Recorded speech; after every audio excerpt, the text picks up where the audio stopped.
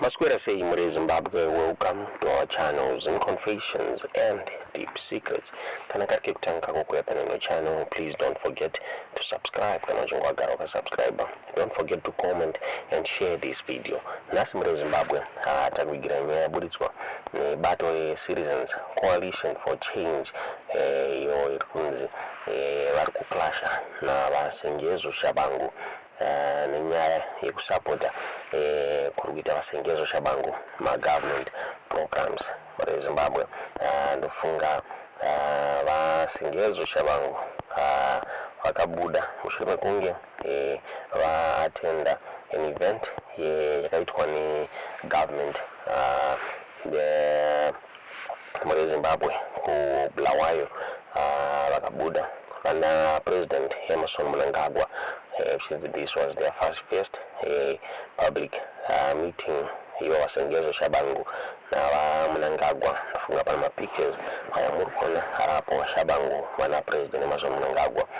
The Citizens Coalition for Change Interim Secretary General wa Sengezo Tshabangu Rabuda wachiti his party will support all government programs as my colleagues avo harimu party Rabuda vachipokana nazo muri Zimbabwe.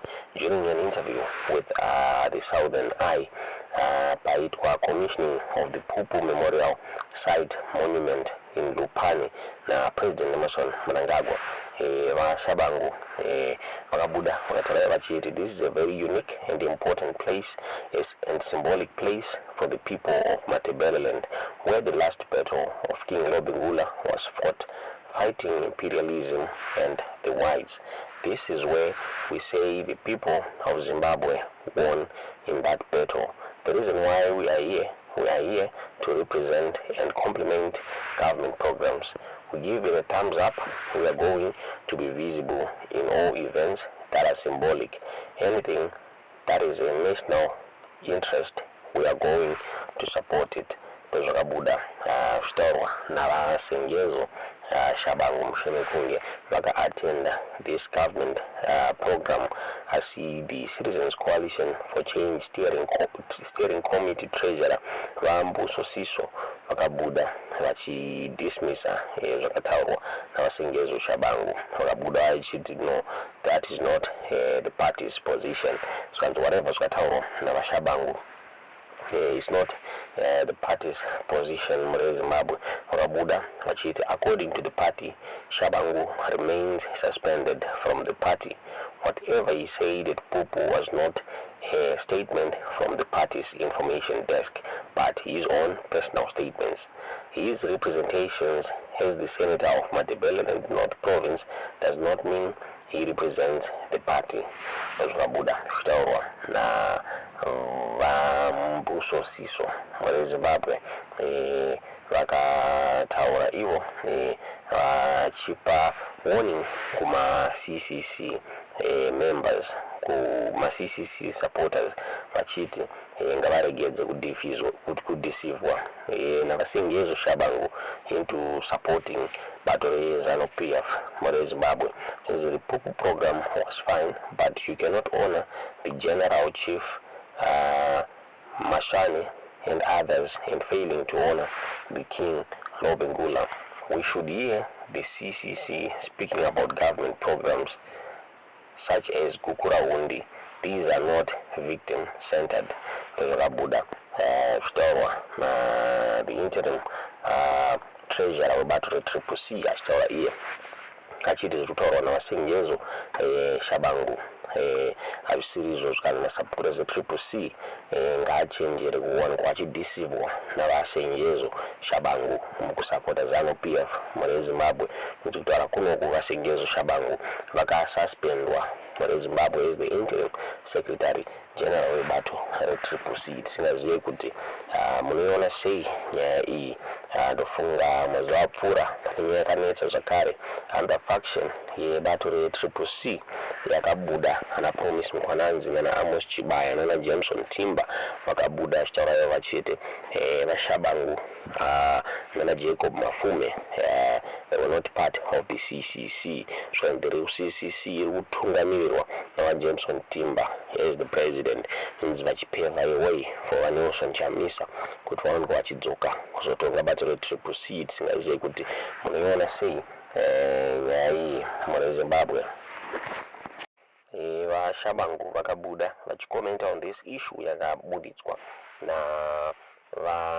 Promise Mkwananzi vakabuda pa-X endo yavo vachikomenta on the press conference yanga yaitwa the faction yeCCC inana Promise Mkwananzi nana Amos Chibaya vakabuda vaSengezo Tshabangu vakati let them do whatever they want to do, say whatever they want to say, but authorities know the truth well.